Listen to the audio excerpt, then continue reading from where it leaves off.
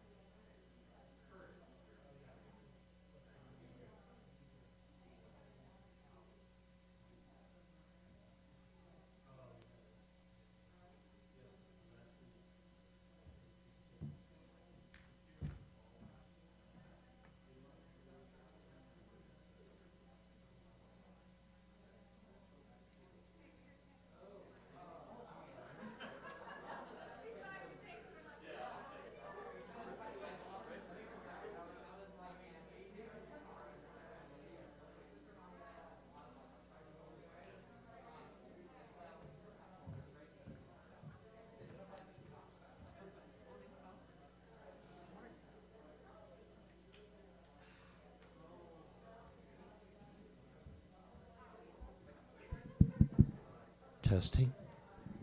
Testing.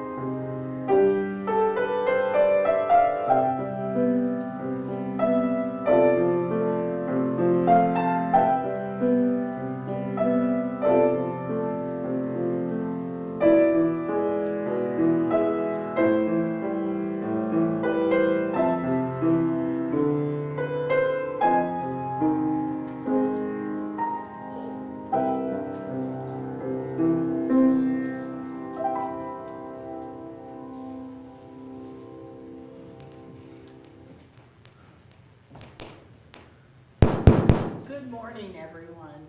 Good morning. Whether you're participating online right now or you're here in person, and it's so nice to finally be back in person, we say welcome home to Live Oak Unitarian Universalist Church. My name is Nancy Sheehy, and I am so glad you're here. And if there are any guests here, I'd like you to invite you to subscribe to our Live Oak weekly newsletter. It's the go-to place to know everything that's happening here. There's a link on our homepage, and we encourage you to just learn a little more about us if this is your first time visiting. And thank you again for your continued flexibility as we adjust to changing COVID conditions. As rates have now dropped to stage 2, masks are optional indoors for all vaccinated persons. And now here, let us light our chalice. And at home, here and at home. And this is entitled The Hearth of the Chalice. And it's by a local Unitarian Universalist. I think he lives in Manor, but I think he belongs to the Austin Church. And his name is Bear W. Quolaskua. Okay. And this is what he says. As we light the chalice, may our souls become its hearth. We join our hearts to the one great flame of bright compassion, beloved community, and fervent justice. May we become lanterns to the world, lighting the way for all.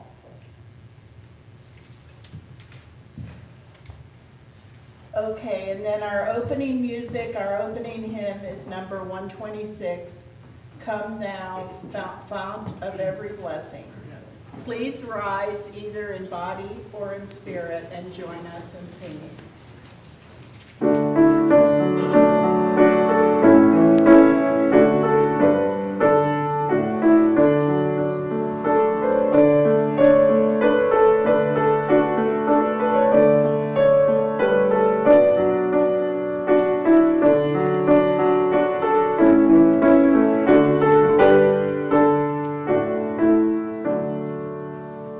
Come thou fount of every blessing, tune our hearts to sing thy grace. Streams of mercy never ceasing, Crawford songs of loudest praise. While the hope of life's perfection fills our hearts with joy and love, teach us ever to be faithful, may we seal thy goodness prove.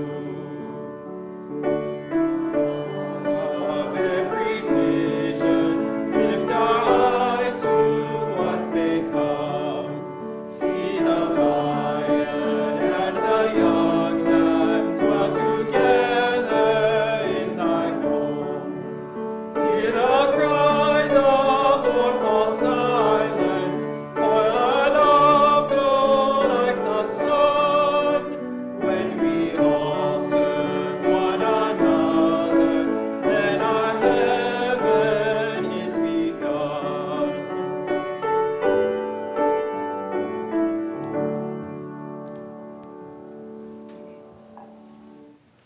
Good morning. You know that if you show up on the Sunday when we have lost an hour, you get extra righteous points. Pat yourself on the back for that. I'm Reverend Joanna. Today is a precious gift. Let us rejoice and be glad in it. Whoever you are and whomever you love, wherever you are on life's journey, you are welcome here. I'd like to take a moment to extend a very special welcome to anyone who is joining us for the first time. Rather than gathering together because we all have the same beliefs, we are an intentional community that is gathered around our shared promise to support each other's individual spiritual journeys. And we're also intentional about bringing all ages together. In today's world, that often doesn't just automatically happen. But we think that it's important to have an adult, ask a third grader how they did on that math test that they were worried about, or to have a 30-year-old and a 70-year-old chat about life after the service or while working on a project together. Now, though we do not require everyone to share the same beliefs, you'll still find that many of us have many values in common. We believe in science, reason, equality of all, and the need for equity. We know that Black Lives Matter, we value reproductive justice, and we celebrate the LGBTQIA+ community. We work to make love the doctrine of our lives and to put it in action through service in this church and out in the world. So there is just a little bit about us. We hope that after the service you can stay and chat and let us know a little bit about you. May we celebrate the possibilities and the promises of this day together.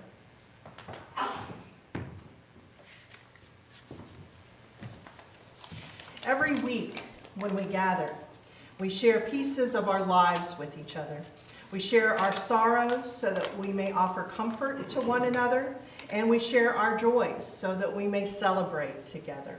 And if you are at home, please share in the chat box any joys or sorrows that you are carrying today.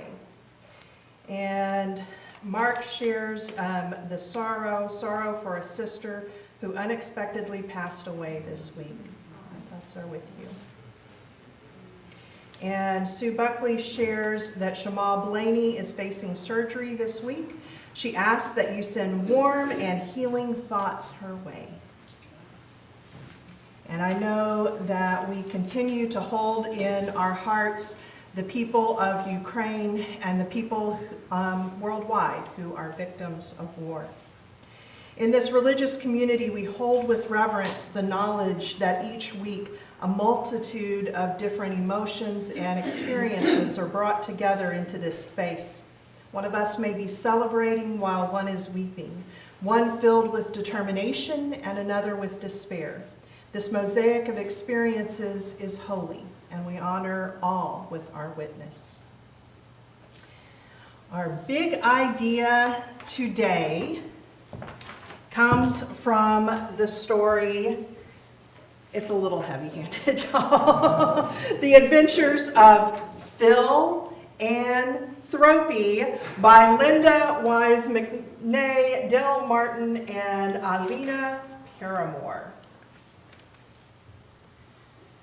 One steamy day over spring break, friends Phil, Ann, and Thropy set up a lemonade stand to make a little money. Phil had been drooling over a waterproof camera. Ann wanted a microscope with an unpronounceable name, and Thropy had his eye on the sweetest new skateboard down at the skate shop. After a couple of hours, a boy about their age wheeled up with his dad.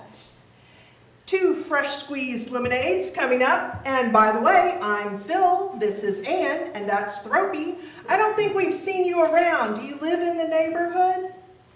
Nice to meet you. I'm Ian, and yes, I do live in the neighborhood, replied Ian. The friends thought it strange that they had never seen Ian before. They practically lived at the neighborhood pool in summer, but there he was. Ian and his dad hung out for a while. The friends agreed that Ian was awesome, super smart, and a sports fanatic. After Ian left, the friends asked Phil's mom why they hadn't met Ian before. That's unacceptable, Ian declared after learning that their neighborhood pool wasn't accessible for Ian. And then it hit them. The camera, the microscope, the skateboard, those could all wait. This was important. Ann, counting the money from the lemonade stand, said, okay, today we made $56, combined with my and Phil's allowances and Thropy's birthday money, we have a grand total of $181. Then they did the research. The lift needed to get wheelchairs into the pool would cost $1,500. We are not giving up, said Phil. If we think this is important, maybe others will too. So they created flyers advertising their work for donations. Before they knew it, they were mowing lawns, raking leaves, and walking dogs. They repaired fences, baked cookies for a party, bathed a cat. Then something amazing happened. You won't believe this, Ann exclaimed. Ella, the girl who lives next door, just stopped by to give us all the money from her babysitting jobs. She said she heard what we were doing and that it sounded awesome. She'll give us all her babysitting money till we reach our goal. And she wasn't the only one. Other kids began to donate too. After just a couple of weeks, all the kids that had helped crammed into Phil, Ann, and Thropy's hideout as Ann counted all the money. The grand total is $1,156.43. It was still a long way from their goal. But someone suggested a bike rally where they'd ask friends and family to donate money for every lap. This kind of reminds me of something that we're doing pretty soon. Lindy, okay, see Lindy after the service and she'll tell you about the crosswalk. So it was time for more flyers, more walking through the neighborhood to get pledges. They set up cones and signs and even a drink station. With dozens of kids at the starting line, Ann's dad announced he would match dollar for dollar whatever was raised that day, a matching grant. Okay, ready, set, go. A big sign displayed how much they made. After every lap, the crowd cheered as the total grew higher and higher. And at the end of the day, they had done it. Not only did they raise the money, but with the matching grant, they went over their goal by enough to cover the expenses and help with future repairs. The lift was installed just in time for the start of summer break. That summer, the kids from the neighborhood kept showing up at the Friends Clubhouse, sharing stories about others who could use their help. "We can't stop now," one girl said. "We should form a club," Thropey exclaimed. "I've been working on some names, but I don't think the terrific trio works for a group this large." Of course, there was only one name that made sense: the Phil and Thropey Philanthropy Club. They set to work making their plans and dreaming their dreams. Maybe they couldn't change the whole world, but they could change their little corner of it. And yes, this story may be a little heavy-handed with the names of the characters, but other than the names of the characters, this actually came from a true story because, as we already know, kids are amazing and we can follow their leadership.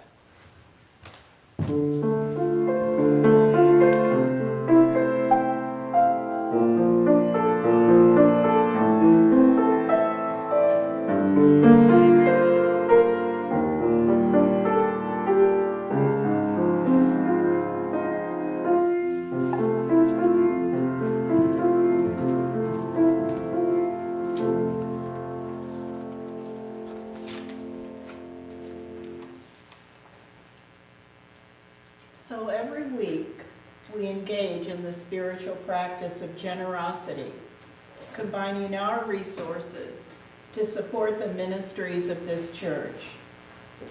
Part of our mission is to empower dreams, and this Sunday, we'll be sharing the offering with Casa Marianella to help empower their dreams to provide homeless shelters for immigrants right here in Austin.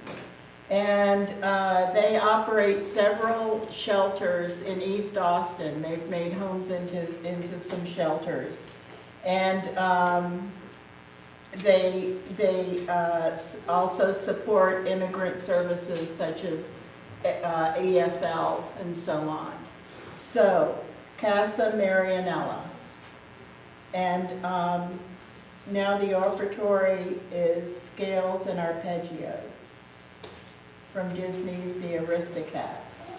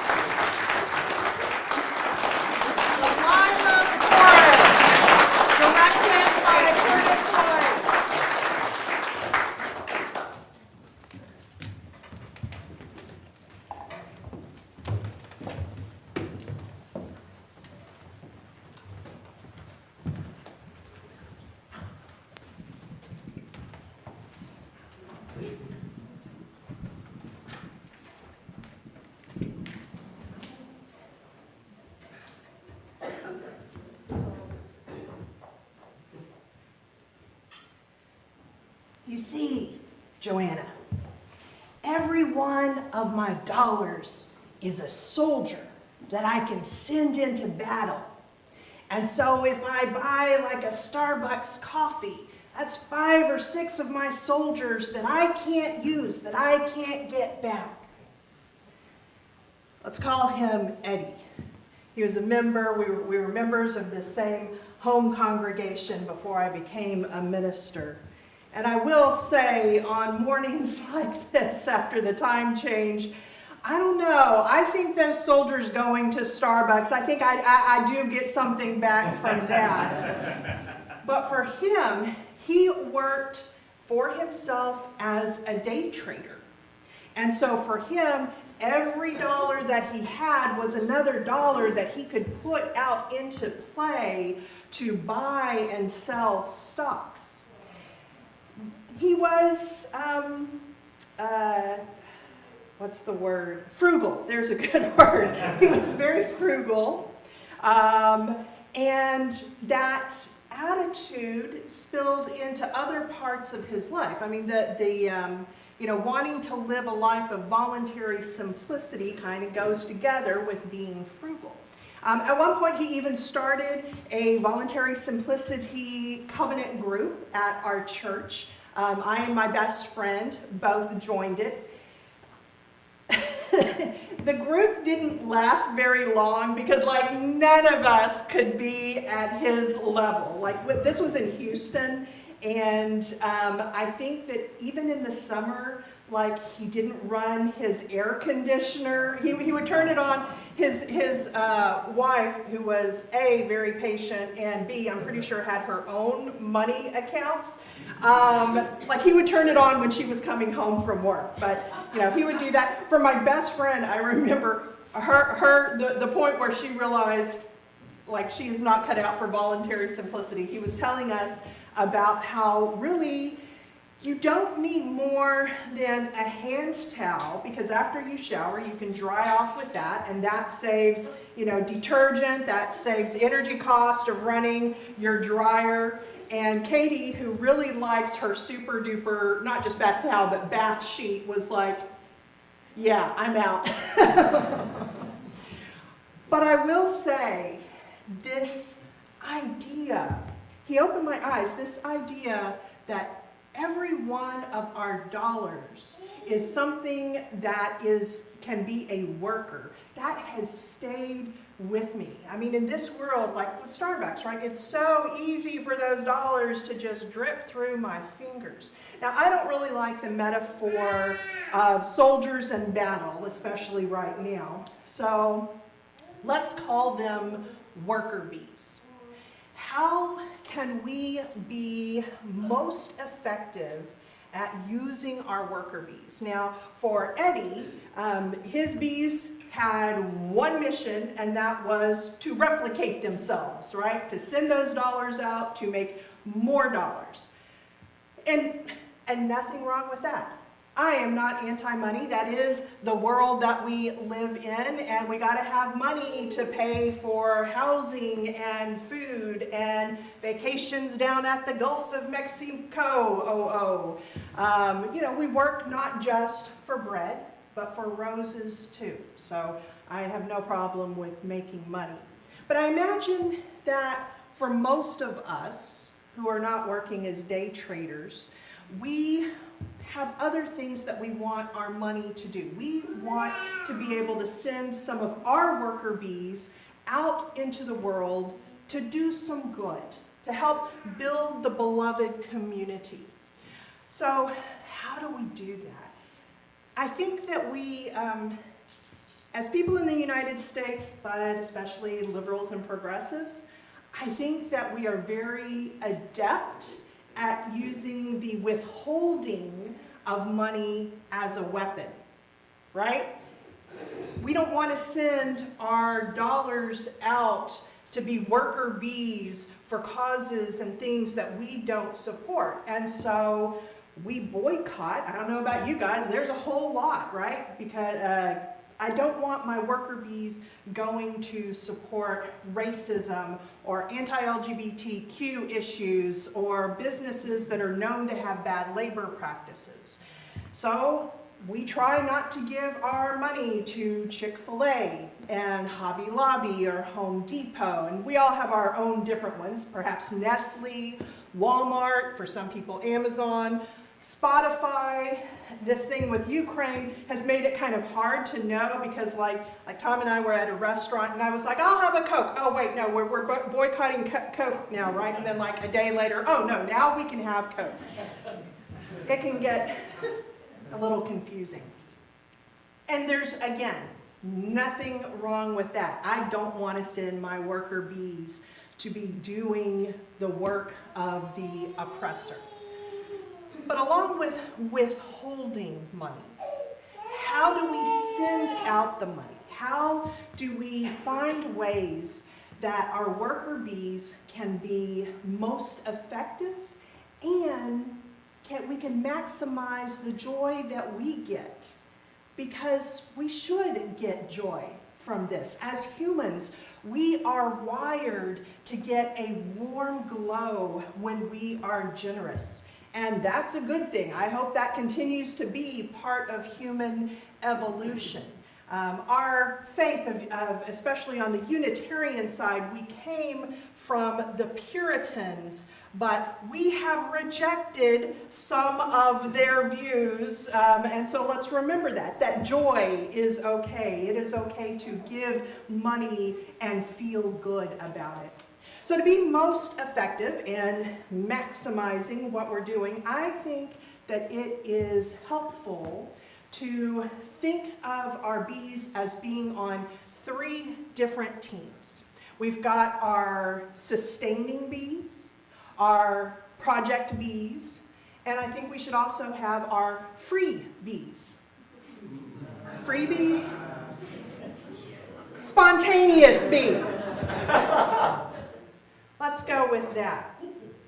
So the sustaining bees, for most people, that's probably going to be the largest team that they have. And let me say, like this, to be a philanthropist, like you don't have to be rich. And this congregation is proof of that. You know, we give as a percentage of our income. And I, for one, have great respect for what is called the widow's mite, something that may not to some people look like a large amount, but proportionally we know how important it is, and it really speaks to a person's values.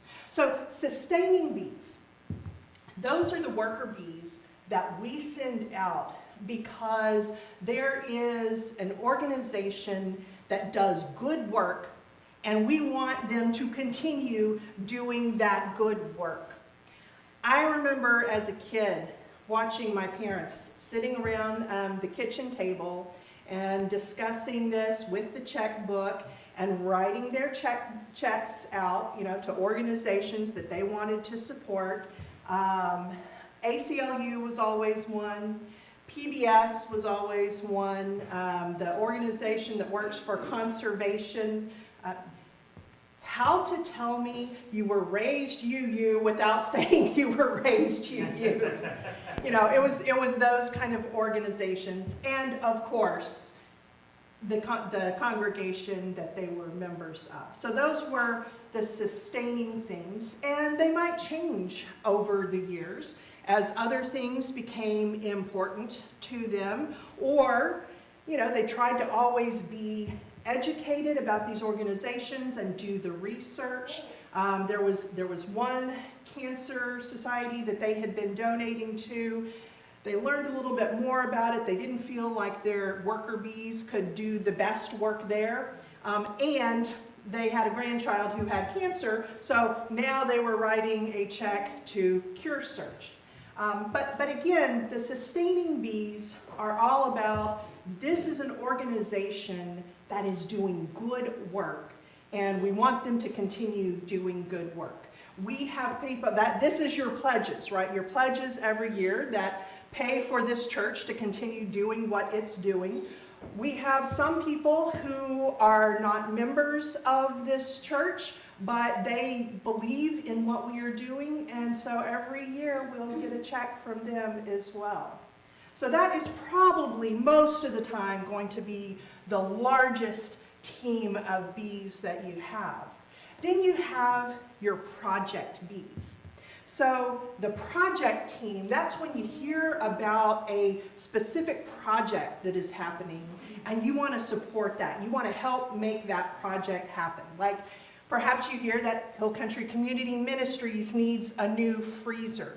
Or it's not necessarily just charity. It could be that there is a political candidate who you really believe in and you want to work for them to get elected. And so you send out your project bees for that.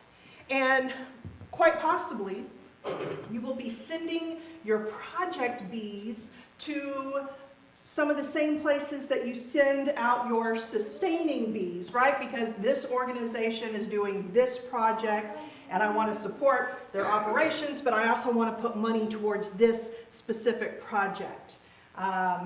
A big example of that was here at Live Oak. A few years ago, we had a capital campaign because there were things that we needed above operating cost. Number one, it started with air conditioners. So we did this huge capital campaign, and y'all, I mean, people sacrificed. People said, I'm not going to take a vacation this year, and so our family's going to put that money towards this. People went into their retirement accounts. It was amazing, and we have done amazing things with the money that was raised for that. And we were talking at the time, we were doing big dreaming about, okay, what are the things that we want to do? You have probably seen some of these. The water fountains, the brand new working water fountains that you can also, don't forget, you can fill up your water bottle there, which a little thing that I really enjoy. The sign. For those of you who weren't around before the sign, we used to have a rainbow flag, like a literal rainbow flag that we would stick on the sign, and it kept getting ripped off. Knock wood, they can't rip this flag off. New carpet out here in the fellowship area and in the narthex. Redoing the Wi-Fi. If you wondered what those are hubs for our Wi-Fi so that we have better Wi-Fi. The doors, I didn't even know about this. Diane was explaining this to me, that our doors, these interior doors are rigged into our fire alarm system so that if there's a fire, they can shut down and hopefully contain the fire. We also took out the middle metal piece in doors like that made spaces very hard if you use a wheelchair to negotiate. Kitchen, did some stuff there with new fridge, freezer, and stove. And we are still in the process right now, but redoing the adult RE wing. This is from our Wi-Fi system. We had to go and repave the parking lot, that's what it's called out there. A new children's space, which if you haven't seen it since we've been back in the building, please go look at it right down the hall here with a new refurbished nursery and pre-K room. Aren't those gorgeous? That says something about our values. And there was this one other little thing. Anyone, can you help me? I'm not. Elevator. Oh my gosh. The elevator that this church had been wanting ever since we got into the building. And I know that I am probably missing some of the others. So project bees can be very important because a lot of times the way that organizations work, especially nonprofits, your operating cost can't cover things like this. You have to do something, you have to have a special project to support these. So now let me talk about the free bees, the spontaneous bees, and I realize this may be a little controversial. I think for our own joy, for our own soul growth, I think that we should give ourselves permission to have a little bit of money, a little bit of worker bees that we send out spontaneously without having to be judge and jury of the final outcome. Because we are all very good, responsible people, right? We get online and we do the research about different organizations and how they're using their money. But I think that sometimes that holds us back from developing just an innate sense of generosity. I think that's helpful to have that. And again, to move away from our Puritan roots and to give ourselves permission to give just because it feels good. I'm not urging you to do something that makes you feel anxious, that makes you feel bad. A perfect example of that is panhandlers. We have really different beliefs about that.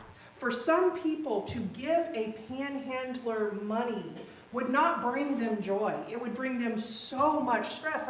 For y'all, you guys, I'm not asking you to do that. But for others of us, being able to hand someone $5 and then to completely let go of wondering or worrying, what is he going to do with that $5? It can be freeing. And again, I think that it can help us grow our souls.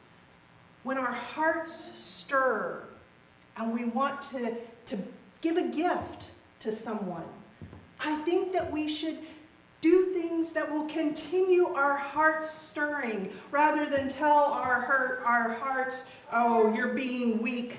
Don't do that. Don't do that thing. I wish I could remember who it was, but I remember reading about some famous author who was walking along with a friend, and a guy asked him, for some money, and he handed him a $5 bill, and his friend said, he's probably going to use that for like alcohol and cigarettes. And the author said, yeah, well, that's probably what I was going to use it for too.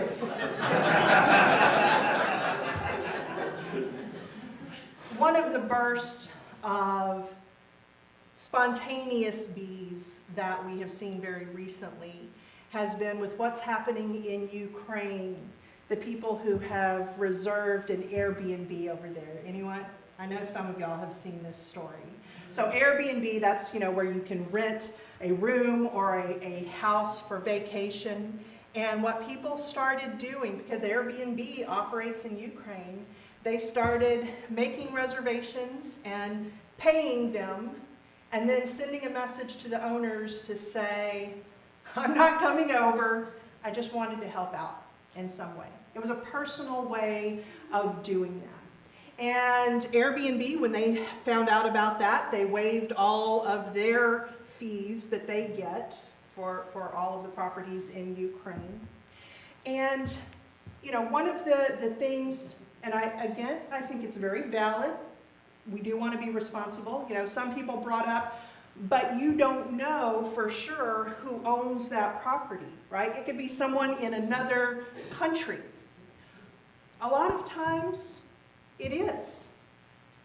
But see, there's another thing in there. Why do we always go to the assumption that everyone is in it for the grift? That everyone has bad motivations? Because in at least one case, NPR did a story on this, and they talked to a Ukrainian woman who manages about 30 properties for people who, mostly don't live in Ukraine. And she said that all of them, they knew that the reason why people were doing this is because they wanted to help Ukrainians. And so they said, no, don't give us any of that money.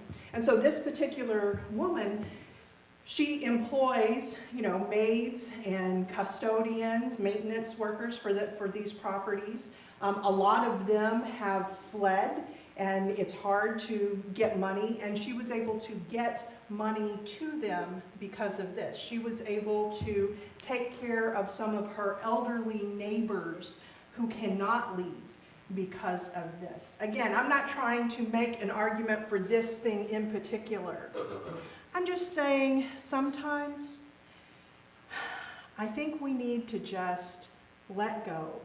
And when we feel stirred, go ahead and send some of those worker bees out there to do what they are going to do. Money is not something we often want to talk about. In fact, I had someone, I'm convicted, I had someone who was seeing the title for this and asked me about it. When I said I was going to be preaching about money, said, well, but stewardship isn't until next October. Yeah. Guilty, guilty. We don't want to talk about money because it makes us uncomfortable. Here's the thing. We're a church. This is where we're supposed to talk about all the uncomfortable things. This is where we're supposed to talk about racism and oppression and relationships and anxiety. And is there anyone here for that money is just simply not even an issue in your life? You never have to think about it? I don't think so. We need to talk about money. So where are you going to send your worker bees? I will leave you with this last thought, and that is research shows that if you want to really maximize your joy at giving, it's not an either or between your work, the volunteer work that you do, and giving money. To maximize it, the people who get the most joy, it's usually both. So look at where you send your money. Are there things that you can do in conjunction with those worker bees? Whether it's, if you're supporting a candidate, getting out there and block walking for them, or if you send money to an organization, say a food pantry, doing some work there. Of course, here at church, that's the perfect opportunity to match your dollars and your labor. Give yourself permission within your means to experience the joy of generosity. I can guarantee you will not regret it.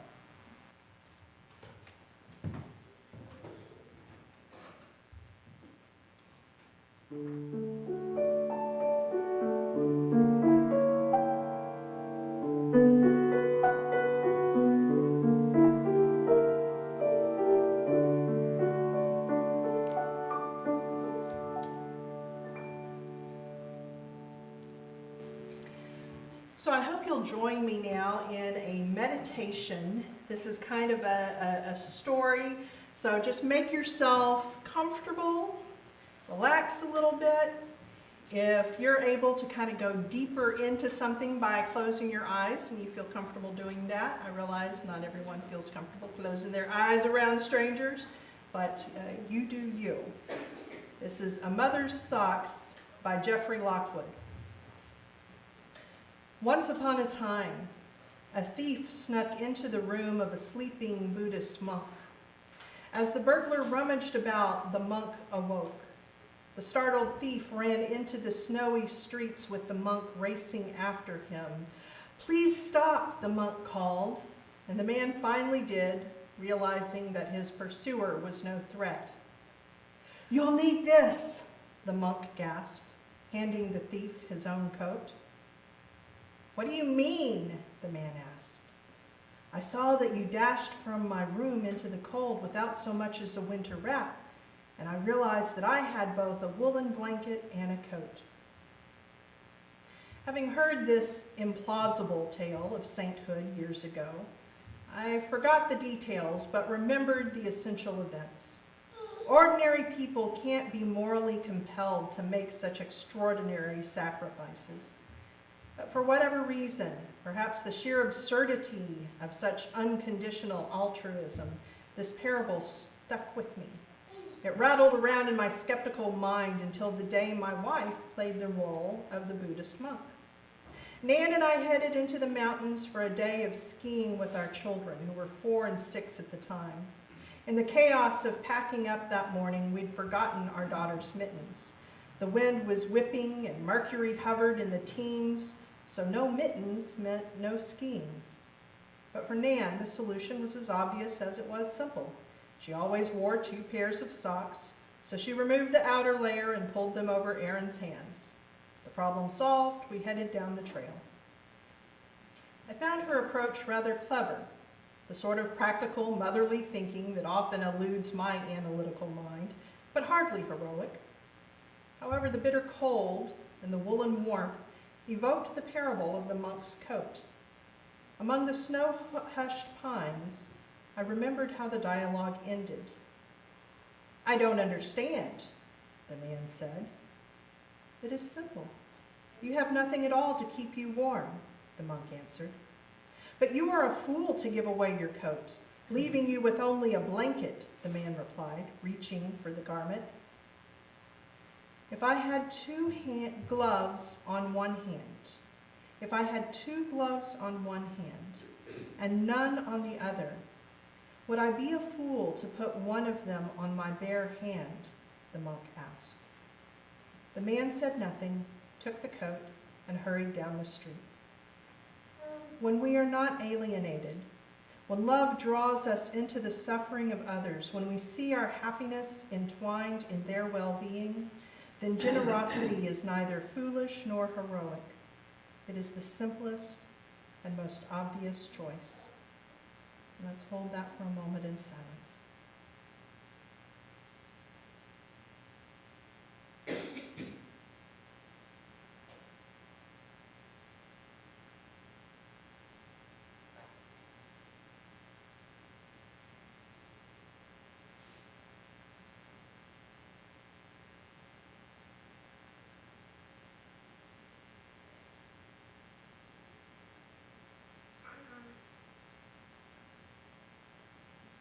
Amen, and blessed be.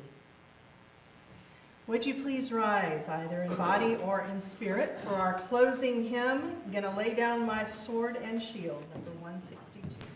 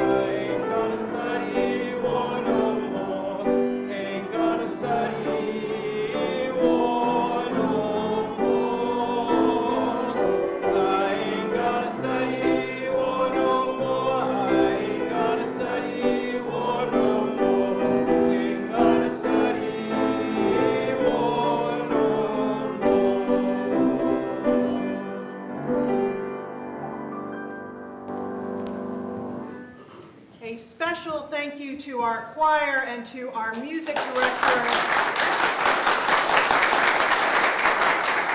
and to our member Julianne Knott, who stepped in at the last minute to do a substitution.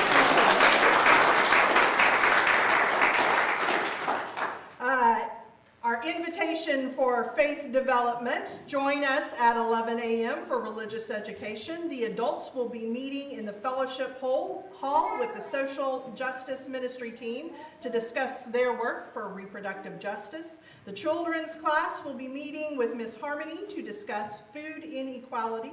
And the teen class can join the adult discussion or work on their May service. The youth are doing a May service. Awesome. We believe in the prophethood of all believers, and that doesn't have an age limit. So where are you going to send out your worker bees? Where are the organizations that you believe in, that they're doing good work? What are the special projects that are going on that you want to be a part of? And this one you can't answer right now because that's the nature of them. The free bees, the spontaneous bees. What can you do? Does it mean putting a $5 bill in your pocket every day or in your car drink holder? What is it that you can do so that you are open to the stirrings of spirit? May you go forward knowing that life is fragile and a gift, that you are lovable and loved, and you are not alone.